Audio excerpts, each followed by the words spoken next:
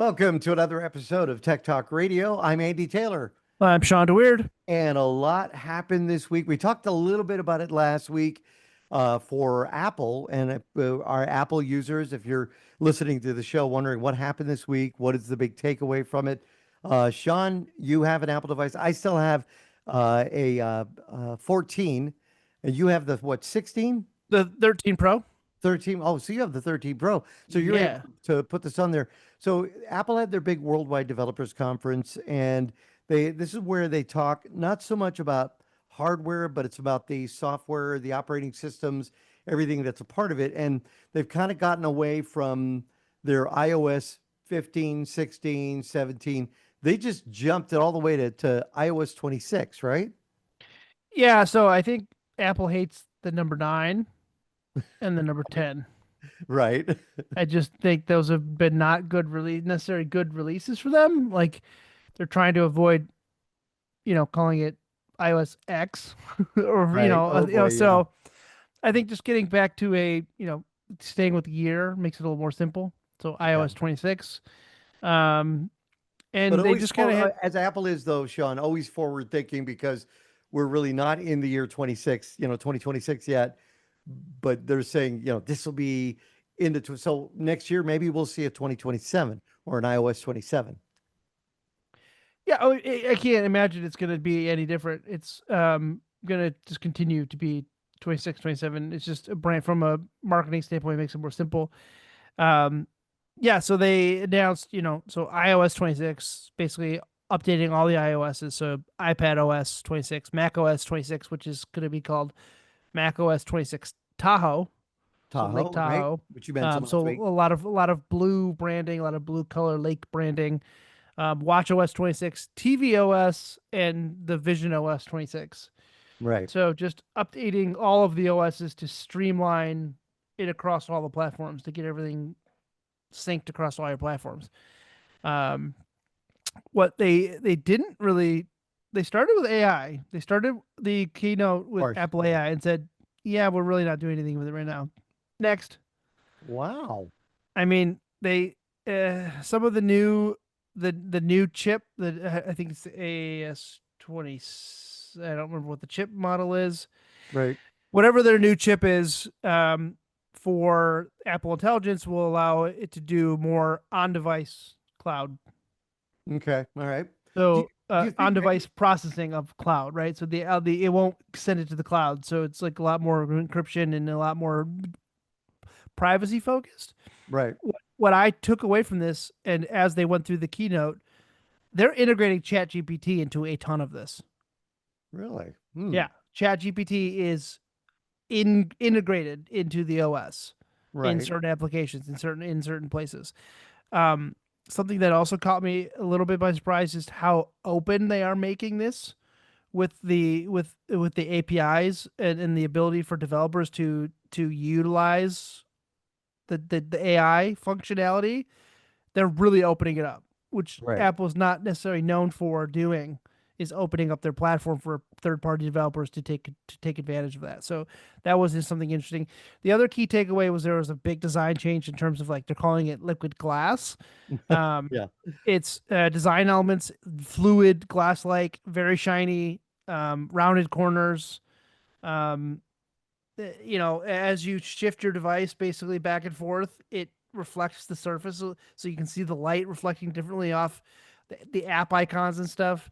Um, so redesigned apps, updates to the camera app, Safari, the phone app specifically, some organizational changes, some changes on where you search from, battery management changes. Um, and what I thought was interesting was that iPhone 11 and later. Right. So iPhone it goes. You 11. can go So, all the way back right. to iPhone 11. Wow. Will get support for iOS 26. So it's interesting. I downloaded the developer beta right after the keynote, and it's interesting. The buttons are now round instead of square in some places. Um, the search bar is predominantly like always on the screen at the bottom, which is weird for some places. Like when I'm in the messaging app, I don't know if Andy can see that, but Yeah. the search bar is always at the bottom now instead of being swiping down from the top to get to it. It's just some UI changes, really some dynamic muscle memory UI changes Right. that really impact like how you use it. It's interesting. It's just A lot of people, Sean talked about liquid glass, and some compared it to Windows Vista with that look. And you've had a chance with the developer model to take a look at it. I haven't had a chance to do anything with that yet. Did you get that feeling that it kind of, well, so you got to remember, right? With Windows Vista, they went to the circle icon.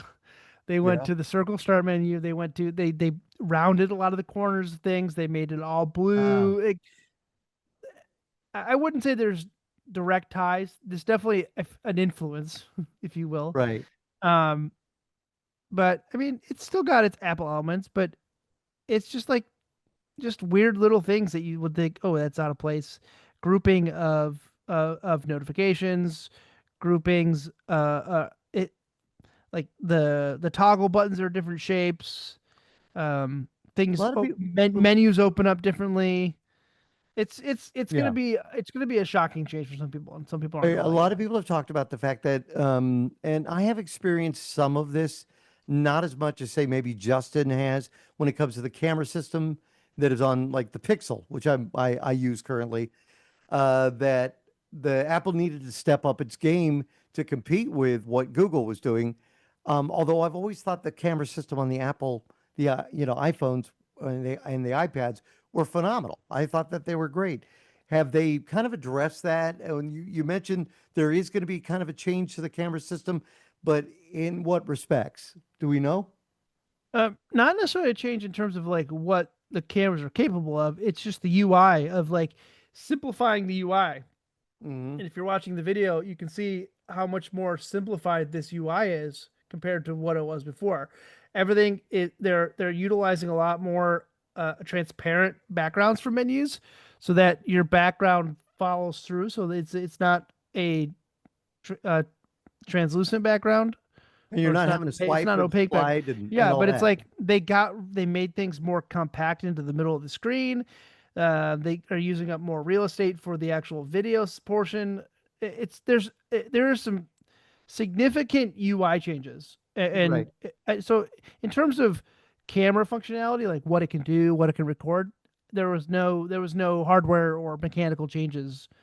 Right. But it's just all UI and experience. So Well, it'll now, be interesting. one of the when there was a lot of people speculating what was going to be announced, whatnot, one of the other things that was mentioned was battery life. So, you get an iPhone, and you may notice over time the battery tends to degrade. It pretty much happens on most devices.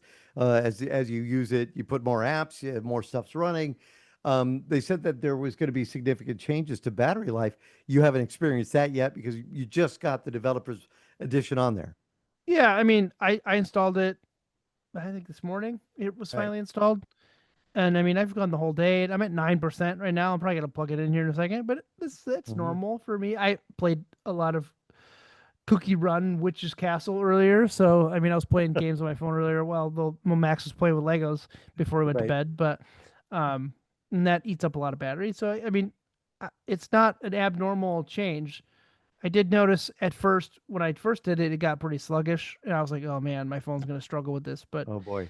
once I did a reboot, it's been fine. But again, it's just not everybody likes change.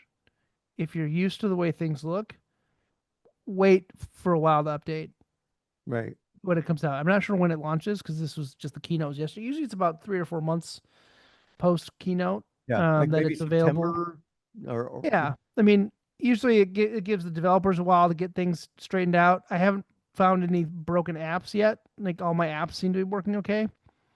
Um, but yeah, there's some just it's just gonna be Mhm. interesting. Yeah. All right. Now, if you want to catch maybe what you missed, you can go to apple.com, and I believe you could still watch the conference there where they talk about some of these significant changes, what liquid glass is, and how they're rounding things, and all of that. You should be able to find there. But I don't know. Is this going to make you maybe decide to upgrade for the next devices, which could be announced maybe September, October? Yeah, What do you think? they usually announce the hardware in September. Yeah. I don't see a reason for me to. I mean, I Especially now, I you have no right, reason to upgrade. Right? I've got the 1 terabyte version of this phone. I know I have maybe still less than half full. right, There's no reason for me to upgrade. right. Huh. My Gonna be phone's paid for. I mean, it's just it's going to be interesting to see. Again, there's a lot of people I know that have moved over to Android that have said they want to move back to Apple. Well, how will they, how will they react when they come back and maybe the interface is a little different? That's I just mean, stuff you get used any option that's different, it's gonna be a new user interface, and that's just part of the gig, right? That's what companies really want you to rely on. They want you to be complacent in your user experience. They want you to feel like you and your family all have a seamless experience across all your devices, Mac, iPad. That's what to. they Right. want because they want it to be comfortable. They want it to be because in the last decade, the thing that I've noticed is how frustrated people get with technology. Oh yeah. And when you toss a new piece of technology in front of somebody that they use it every day, they have a routine, Mm-hmm. they have a way they want it to look, they have a color they want. And as soon as you make it not available to them for that color or that shape or the way they want it, people get pissed Yeah, they do. and They they do. get frustrated. And Yeah. then who do they blame? Well, they blame the developers. They feel like they're not in touch with their customer base or whatever.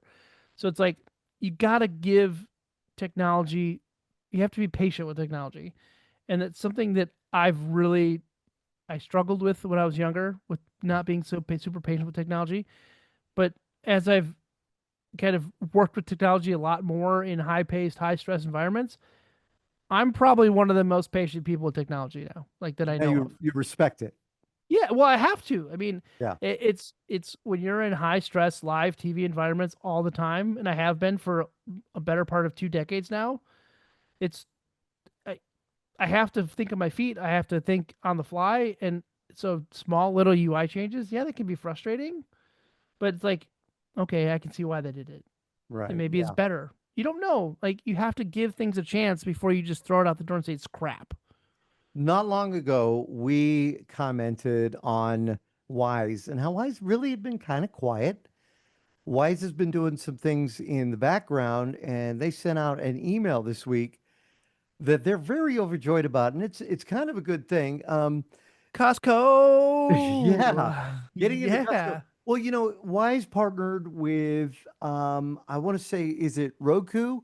And Roku Hmm. was selling the Wise cameras branded as Roku, but they're basically Wise, which was good for them.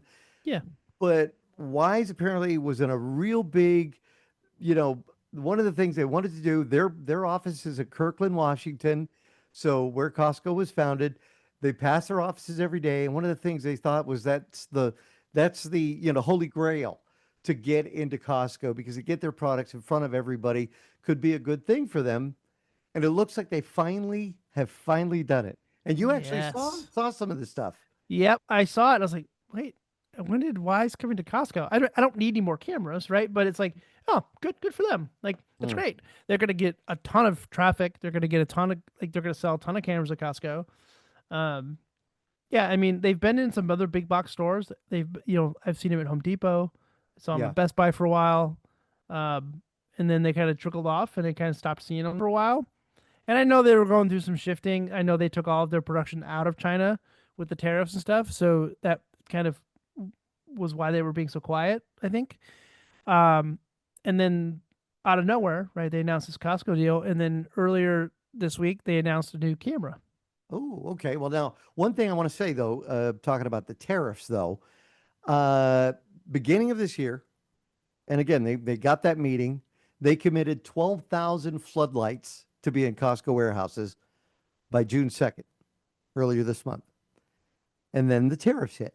And in the email that they sent out, they said that they were left with a really tough decision because, again, they were moving all of this out for production to save money. They said they could either tell Costco they couldn't get that inventory of 12,000 floodlights or pay 145% tariffs to get them the inventory they promised them. So they said they paid the tariffs and they're still not raising that price to an incredible price point that the customers is going to have to, pay for the pinch.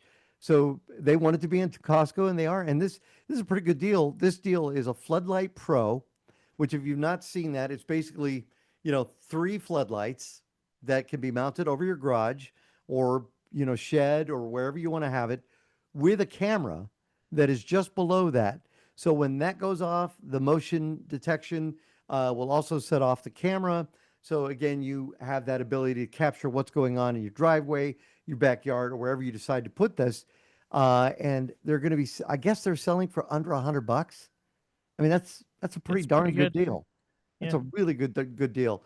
Now, this is Cam 4. I noticed I had gone online because I was thinking maybe I could buy one and feature it on one of the TV segments, but they were $79 for the Cam 2. So the Cam 4 is their newest camera, at least with the Floodlight Pro.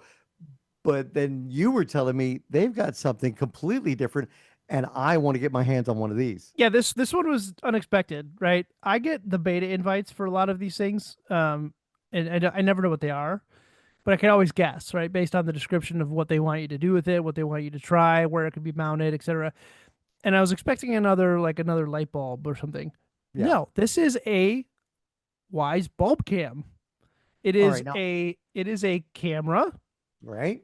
that has a light bulb. Basically, it's the camera and then a cylinder with the light in it, with an LED in it, that has the light bulb screw in it. So you can screw this into your light on your garage or on your outdoor shed or whatever, and then you pull the camera down, and so it can extend below the edge of the whatever sconce or whatever you have in it, and there's your It's powered by the bulb itself, by the yeah. So light. you just basically leave the light on, and you can Right. set and activate by motion, et cetera, et cetera.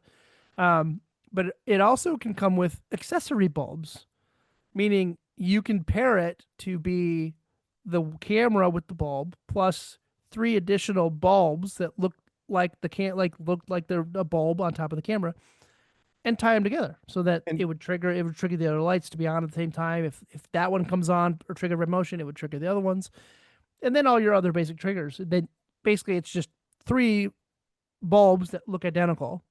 So right. it's a cool thing. And then a lot of people, I read some articles on it, and a lot of people were like, "Well, why wouldn't the thief just come up and unscrew it?" Right. Well, because you get their face Yeah, I mean, plastered on it. Yeah. I mean, yeah. who's coming up and unscrewing light bulbs?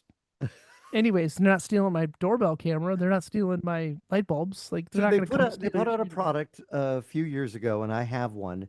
It is a mount, and it screws into the light bulb socket.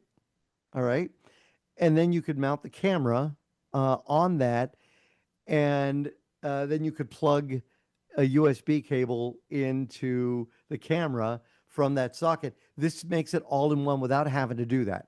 It's Yep. just you plug and go. But then you don't have the light bulb.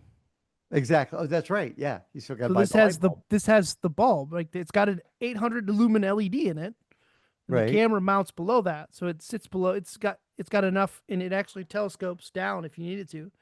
Which I'm curious how many actuations that would take before it starts to drift on its own. But yeah, it looks cool, and it's got their. I don't think it's their.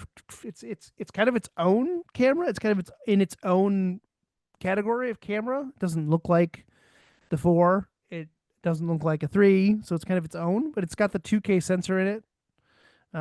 So it's got the same sensor, I think, as the 4. Is it already So available online on their website if yeah, it's people want to available order right it? now. Yeah, it's the bulb cam plus one accessory bulb is $65. That's a good price. Yeah. And then the bulb cam plus the three bulbs is $85. So For it's for our still listeners that decide, okay, I want to get home security. I want to have a camera outside. Some of the things that people have told them is, oh, you're going to pay through the nose for your monitoring. Because let's face it, there have been some of the early cameras that came out when you updated and whether it would be Ring or some of the other ones, you suddenly we're paying quite a bit for your monitoring. Wise also makes it available so you can record onto SD, but Mhm. also you can do a cloud account, and it's not that expensive. Yeah. So I pay for the Cam Plus Unlimited, which is $99 a year. Right. and I get any number. Basically, if I get a camera, I can subscribe it to Cam Plus. Now, I don't subscribe for the monitor, the home monitoring. So, like, if the alarm goes off or it triggers motion, it's going to call the police. I don't pay for any of that. Right. That's enough for me, right? I get the unlimited cloud recording, records to the SD card during events. It's satisfied my need. Now, everybody's need or everybody wants is different, but that price for me is worth it for the 1 year. I think I've got 8 cameras total. They're not all plugged in all the time. I move them around. I put one outside. I've got 2 of the outdoor ones, which I take when I'm traveling, which is nice because I can set it up, connect it to my mobile TP-Link router, connect it Mm, to my phone, and see, and it'll record events if I needed to, like if I had an issue or if I wanted to feel a little more secure at my campsite. So that to me is okay. I know that a lot of people, if you're not paying for the product, you're the product kind of people. Like, what are they yeah, doing yeah. with your data? Uh, You're paying for what you get. Like, if you want high quality, super quality PoE powered cameras, go with Ubiquity or go with a higher cost vendor. But then you're paying, 120, $130 a camera. This is an affordable solution. They look good. I don't know. I'm satisfied with it. I have been for, I mean, geez, it's been Yeah. 5 years maybe that I've been. Well, when first Wyze came out, I think you were on when the first Wyze camera came out, or it had just come out. I mean, it's got to have been maybe even since before I bought my house. Wow. Yeah, that's pretty good. So I'm trying to I'm think. I'm pretty trying to happy think with them. when I got it. I'm pretty happy with them. There was problems with the first camera, but I think after that, everything seemed Yeah. to So for out. those of you who maybe want to get into Wise and you start reading articles, that there's a lot of naysayers, right? There's a lot of people that are going to look back. Wise has not been a perfect company. They haven't, and they've been as transparent as they can be as a company, and they will tell you, do not buy our version 1 camera. It Mm-hmm. is it is unsecure. They Right. knew it. They held on to it for a while. Because otherwise, I think it would have tanked the company. Yeah. But don't buy the version 1 camera. There's no reason to. Like, they're just don't We buy their newest version 4, version 3, the new. Just Right. We got an email in from Don in Phoenix, and this kind of ties in pretty good to our discussion about Apple too, which I thought was good. Not Apple too, but Apple also. It says, "Hey crew, so I was wondering, is there a difference between me popping into Walgreens and getting a charging cord for my iPhone, or spending more at Best Buy?" And then signed Don in Phoenix. Because yeah, I've been in that situation too, where like you suddenly are looking at the shelves, you might see a markdown of a lightning cord, or even USB-C you could find there, and I always think, well, that's pretty good. $5, $6. You go into a big box store that sells them, or an electronics store, or even your phone vendor itself, and you might find you're spending $25 on it. Is there a difference in these cords, you think? there can be. I mean, more often than not, the cheap ones are just here's power. There you go. Yeah. Right. Some of the more expensive ones might have a smart chip inside that allows it to change the voltage based on what you're plugged into. Right. If it's USB C to USB C and you plug into a USB C charger that has variable voltage requirements, or, can do, you know, 12 volts at 2 amps or 19 volts at 1, whatever the power ratings are on some smart plugs, those cords may be able to handle that. Right. So Right. your device is going to be smart enough to handle it. It's not going to hurt you to buy the $7 cable at Walgreens. If it works, it works. It Right. might not be high quality, and if you have it in your car, it might tear apart, it might break, it might get beat up relatively quickly. I've always had success buying like a Belkin Yeah, or Belkins are good. a not no name brand, but a brand name that's somewhat reliable.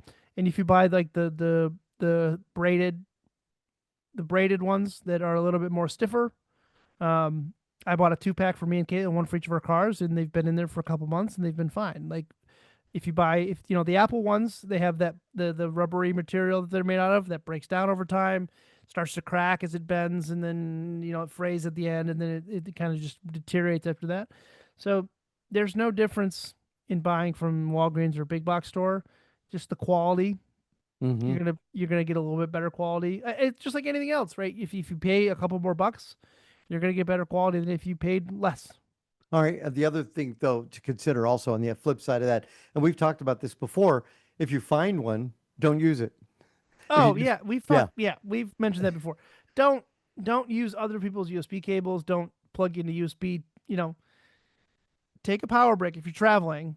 Take a power brick that you can plug into the wall. right, Don't just plug into random USB spots along the airports or car, whatever, Ubers and all that stuff.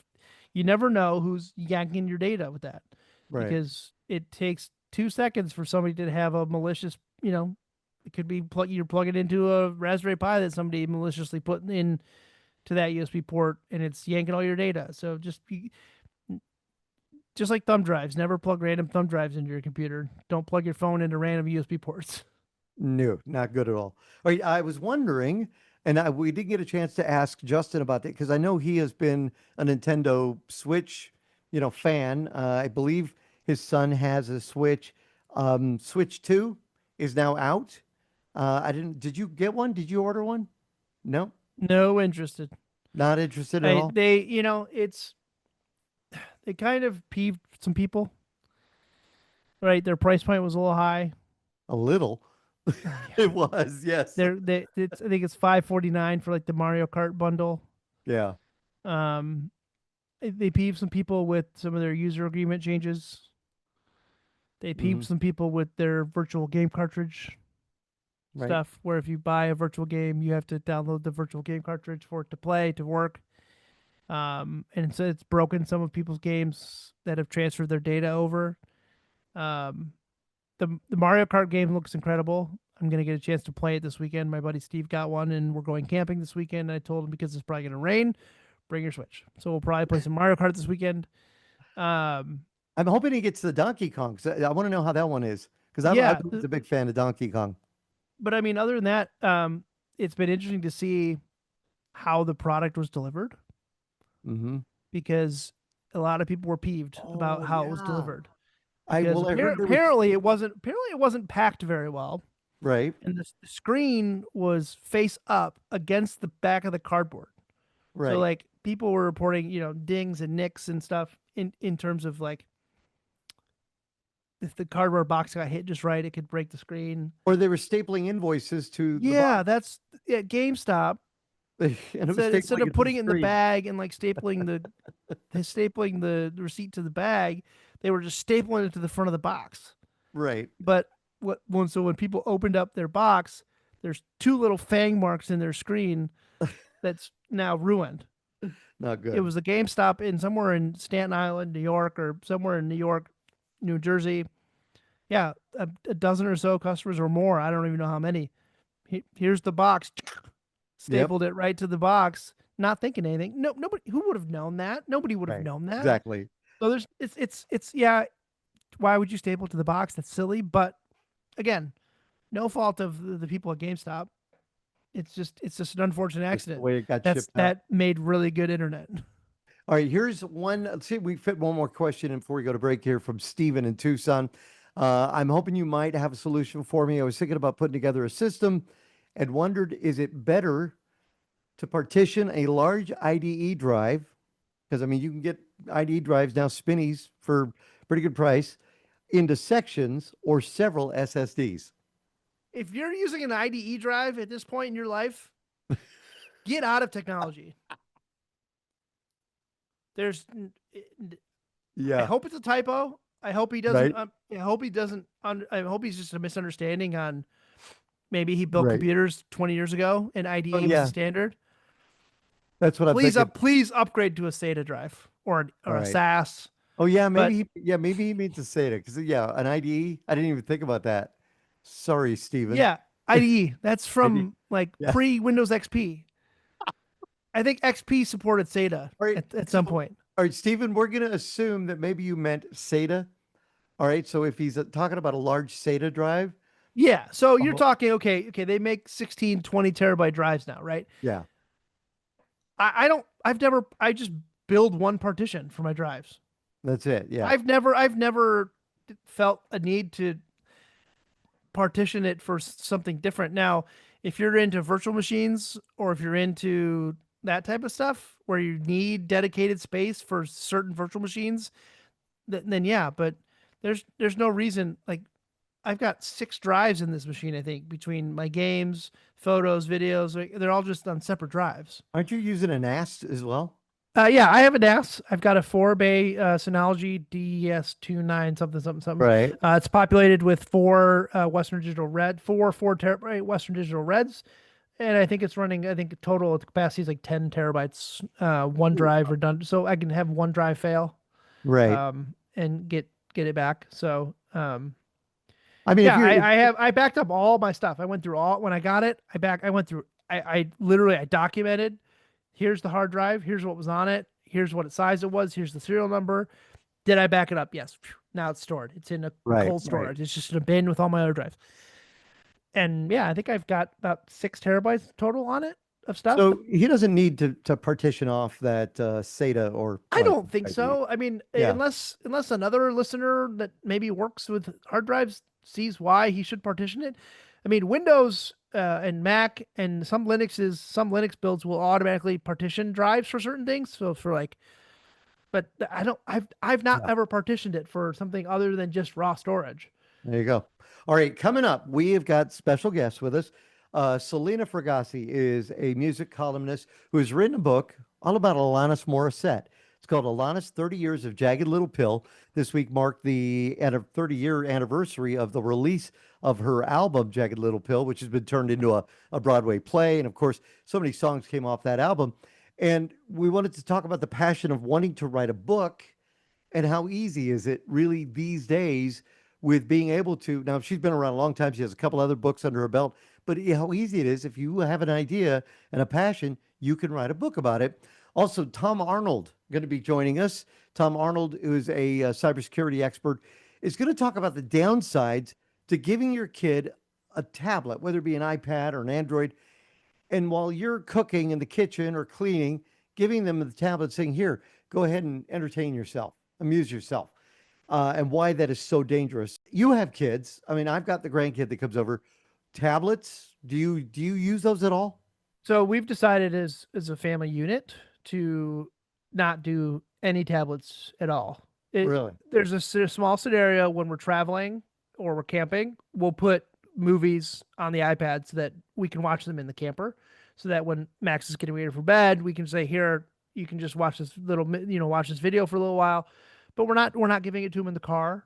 We're not Mhm. giving it to him unabated at home, where he doesn't have access to it on his own.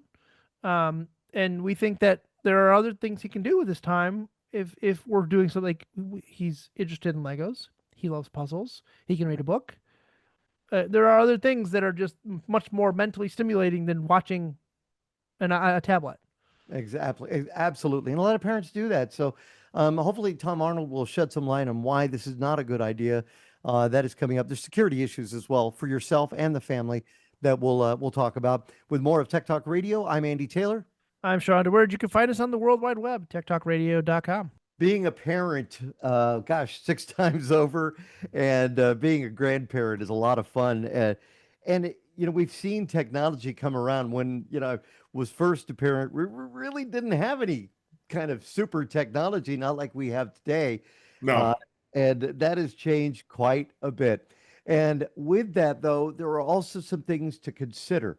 And Tom Arnold is the author of a book, a best-selling book on Amazon, The Digital Detective: First Intervention, and joins us on Tech Talk Radio. Tom, it's great to talk to you. Thank you very much. Thank you for having me on.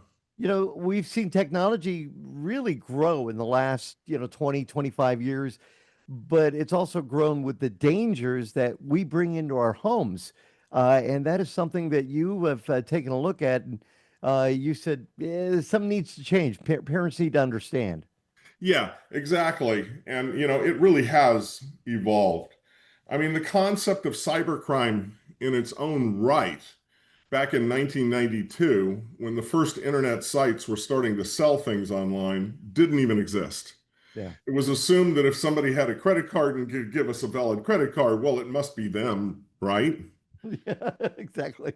And, that led to a very famous Peter Steiner cartoon in the New Yorker in 1993 that says on the internet, nobody knows you're a dog. Good And point. that is the flat out reality, both sides, the Yeah. customer and the merchant. Nobody knows you're a dog. The customer and the person they're communicating with. Nobody knows you're a dog, if you Yeah. would. Now, Tom, you're a cybersecurity expert and digital forensics educator as well, and you've actually advised the United States Secret Service on some of these things as they were learning as well. Yep. What made you decide that you wanted to get into this line of work? Well, in the earliest days, in when I took you back to 1992, um, friends of mine and colleagues had this great concept of selling software online and providing digital downloads of software. It seems very straightforward. Today, we wouldn't bat an eye at this. Everything comes that way. Yeah, Okay. But back then, it was quite a problem. And it was quite a problem to you had the problem of piracy. You'd sell one piece of software, but that piece of software was used 50 times. You had the exactly. problem with fraud. You didn't know that it was a dog. You sold a piece of software thinking you're making money and it's not. And in my earliest career, way back when, I was a policeman. Hmm. I actually arrested people for fraud. Mm. And so I said, I am going to try to solve that. 6 patents later, they all assigned to other companies on fraud detection and the like. That was sort of the genesis of getting involved with the earliest days of cybercrime, to answer your question. Were you still a Leo when the internet was growing? I mean, did you still see fraud, or no? It hadn't come about till years later. No, I left law enforcement in 1986. Mm. So computers were big. They had punch cards to program them and all that sort of wonderful stuff. Uh, the concept of the internet, I did work for NASA during the earliest days of the ARPANET. And the team that was building the ARPANET was in my building, and I worked in an ancillary project with them. So Milo Medine and several people I could name that were doing the ARPANET, which of course evolved into the internet. Now, Tom, I know that you decided to put together the digital detective first intervention after having an experience where you didn't think it was all that dangerous, and then you found out a little differently. Yeah, there were really sort of two events that came up that caused me to think about a better way to educate. One is I've been teaching at University of Nevada, Las Vegas, and at Cal State University at the time, and I've always been, teaching the topic of cybercrime detection, those sorts of things. And a lot of times I felt that I was shouting at a wall. Mm. And so the concept evolved when roughly 2.5 years ago now, my 7-year-old grandson was playing a very popular video game. Now, both of his parents are very high in the cybersecurity field. One of them is a director for one of the big companies in Washington, Washington State, in cybersecurity, and the other one is well educated in cybersecurity as well. So all the parental controls were active on this game. And it's really not to fault the game. But if you think about it, what makes cybercrime so unique is the ability of a criminal to look orthogonally at a problem to solve it. And in this situation, during the game, an avatar appeared to my grandson, held up a sign that said, "What's your name and where are you?" Wow. Holding up a sign. Wow. Okay. And, who would have thunk at that point in time? Now, my grandson was smart enough to run to mom at that point because they had a very close bonded relationship. And mom's not going to get pissed off at the kid. Mhm. This is not necessarily the kid's fault. And it's a game that is really commonly used. So that was the number one event that I said, how do I try to get that bond between parents and their children over cybersecurity?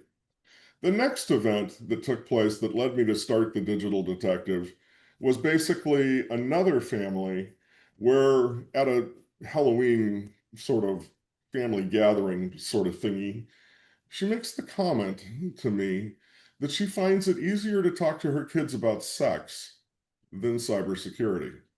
Wow. And I thought, okay. Help is Yeah. needed here. Mhm. Absolutely. So my concept was to develop a story, develop characters that might be likable by the kids, and to build a book structure that was a 9 and over reader, sort of a first chapter reader.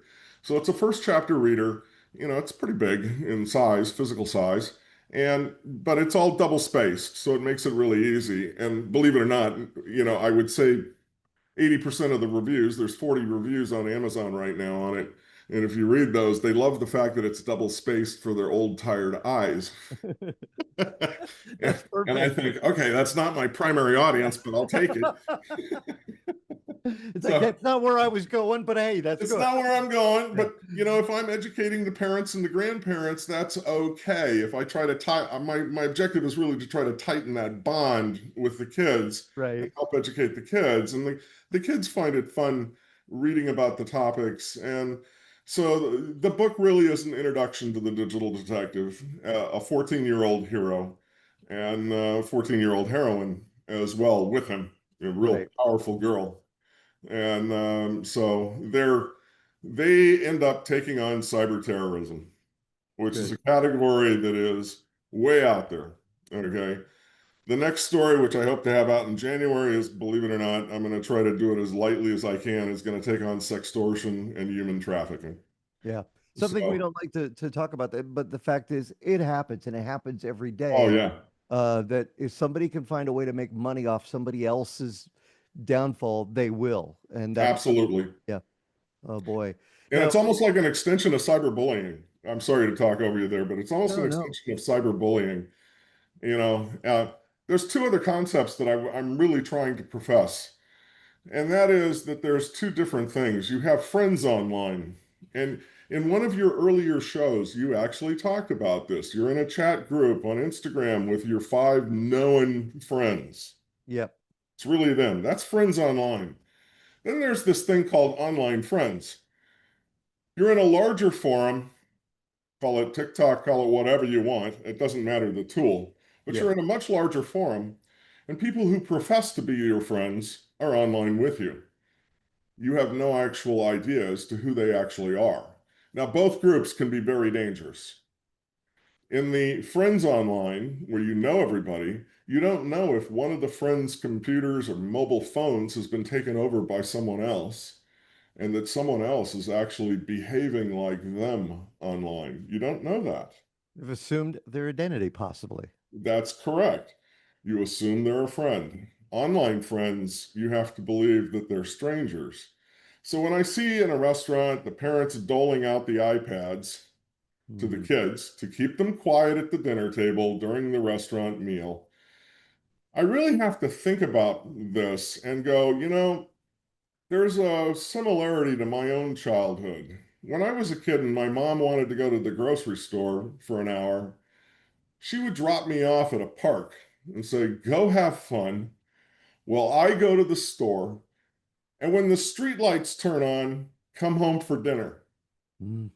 I think a lot of us went through that, Tom. Oh, Yeah. absolutely. It was Yeah. standard in the 60s. Okay. But nowadays, no parent would do that. Yeah. Even No, just no, riding no, your no, bike no, around no, the no. street, you wouldn't even do that. So, same thing handing out the iPads. It's kind of the virtual playground, is So it's my you're putting it akin to, giving your kid a tablet and saying, okay, here, yeah, I've got to go yeah, do the sit over in dishes. the corner and shut up. Yeah, I've got to go put the groceries away or whatnot. And then that's like sending him to the playground and just saying, here, go have fun. We wouldn't even think about doing that today. Correct. Wow. It is dangerous on a lot of, we've talked about smartphones because we think of phones, we think of communication, but within the games, within some of the apps that are available on our tablets or iPads or whatnot, there is that communication process that some parents, grandparents, aunts and uncles that are maybe watching younger kids have no idea that people can communicate. I do words with friends. People Oh, yeah. send me notifications on that. Now they don't know how old I am. No. So again, people can still communicate within some of these games. Yeah, you can create a complete sort of false identity of yourself, and that's why I refer to them as avatars. It's an avatar of you. It doesn't mean that you're doing something wrong. I mean, that's sort of the intent. Here's my avatar. Okay. It's my alter ego, whatever. When we Okay. had Tatiana Jordan on talking about Mhm. her Bark technologies and stuff, we think about parental controls. Justin uses one of those services as well. That is not the end all, is it? No, What that's my can, point about holding up the sun. yeah. You're talking about an avatar in a game who's going to hold up a sign, which is an allowed sort of feature of the game. Wow. Now, Tom, what can parents do? Obviously, they can get the digital detective, the first intervention. And this is not just for parents.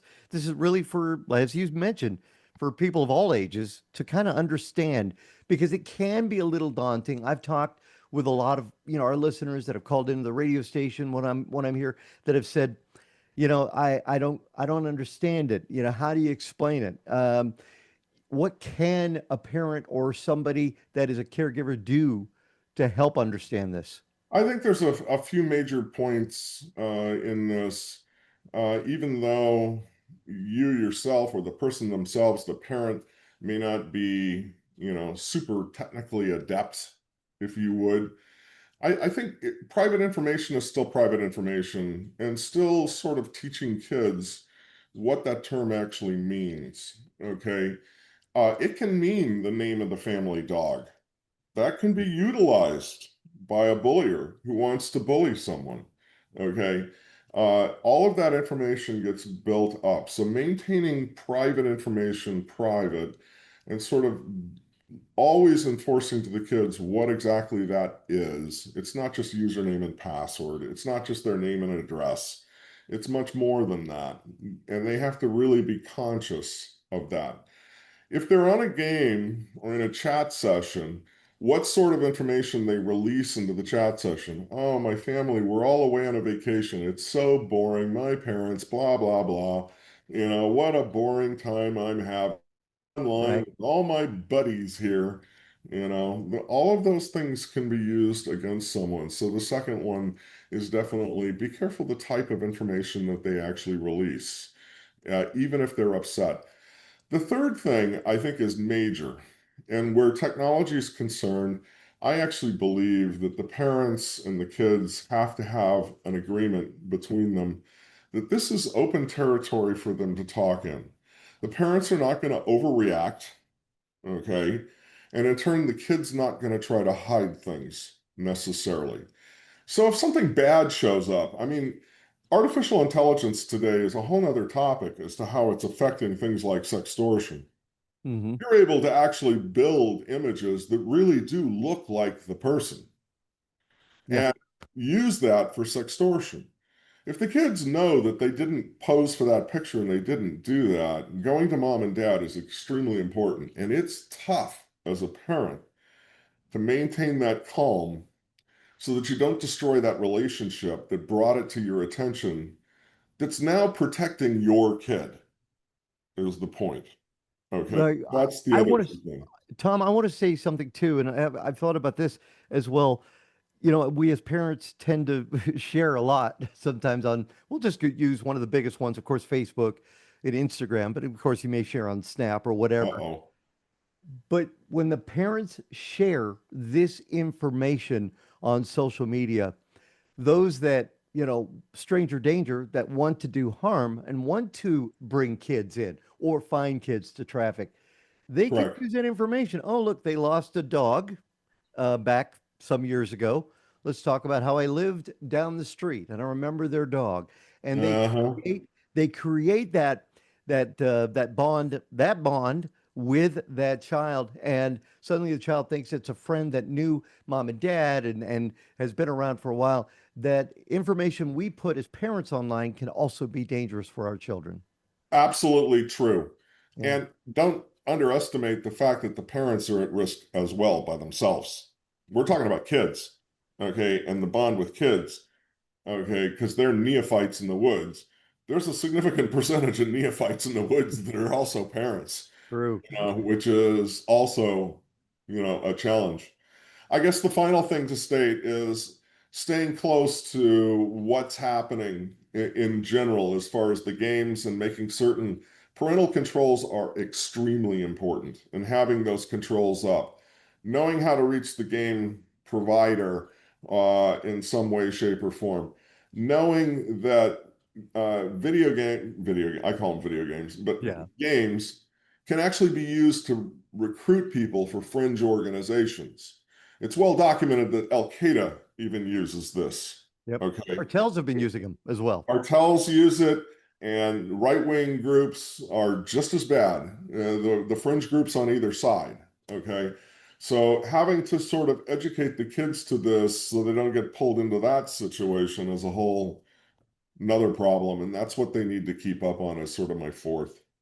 Well, I'll tell you what, Tom, this has been a great discussion. I want our listeners to check it out, The Digital Detective First Intervention. I want to get you back on the show again because really you provide so much great information. And I definitely want to check out the book available on Amazon. Tom Arnold, thank you so much for coming on Tech Talk Radio. And hey, thank you very much for having me on today. We were supposed to have this week on the show the filmmakers behind a brand new documentary called Going Postal, The Legacy Foretold. And I know you tried the game. You tried what, the latest one? Did you do the original when it came out? Yeah, I mean, I think Justin and I had played it together at some point. It's just Yeah. one of those quirky shooter games. It really is first person shooter game, but it at the time it's one everybody was talking about some of the violence in video games and how bad it was. And Vince Desi, who is from Tucson, as a matter of fact, who had his offices based here, they were interviewed. They even put out a movie. I don't know if you know that there's a movie called Postal, and it was. I went to the premiere of it. It wasn't one of the greatest films of all time, but his company, Running with Scissors, put this game out. And it's cool because Rick Hunter is a friend of mine. Actually, three of the voices we know: Corey Cruz, Rick Hunter, and John St. James, of course, the voice of Duke Nukem, are voices in the most recent Postal game. I asked Rick if he's in the documentary, and he said, "Yeah, I am." He said it was taped about a year and a half ago, and he had an 1800s mustache. He said, Oh boy. with the curly. He said, "I look like an idiot." Either way, the movie is now available for you to check out on Apple and Amazon. You can rent it there. I believe it's out on Blu-ray as well. So if you want to find it, you could do that. Just do a search for Going Postal. But hopefully, we'll get the filmmakers on so that they can talk about this. So should be kind of cool. It made its debut at the Phoenix Film Festival earlier this year, and it's some of the people we know. I don't know if there's any still photos of us from because we broadcast from the screening of the movie. Oh boy. There we could always end up in there because we were out there broadcasting live. So that could be pretty cool. Speaking of movies, Happy Gilmore 2, the trailer is out. The movie with Oh, I'm Adam gonna have to go look Sandler, that up. it's going to be good. The movie will be out July 25th on Netflix. Speaking of movies and TV shows, Yeah. learned something very interesting. Did you ever watch Firefly? Firefly. Yeah, with oh, what's his name? Nathan Fillion. It was directed yeah, by Josh Nathan Whedon. Fillion. Yeah. Disney Plus is putting out new episodes this fall. So they're going into production and making new ones? My understanding is that it's gonna be this fall, Disney Plus. Will Nathan Fillion be back? Yes. Oh, I like it. Taking a break So- from Bucky. Yes. Yeah, so I thought that was pretty interesting. So it's all on the Cool. internet, so it's got to be true, right? All right. Sure. We'll keep an eye out for that one. All right, that wraps up this week's Tech Talk Radio. I'm Andy I'm Shawn Taylor. DeWeerd. You can send us an X at Tech Talk Radio. Oh, wait a Have minute. a great- Hold on. Hold on. Tomorrow's Father's Day. So happy Father's Day to you, Dad. Happy Father's Day to me. Happy Father's Day to you, and happy Father's Day to all the other great, wonderful fathers out there. From Tech Talk Radio.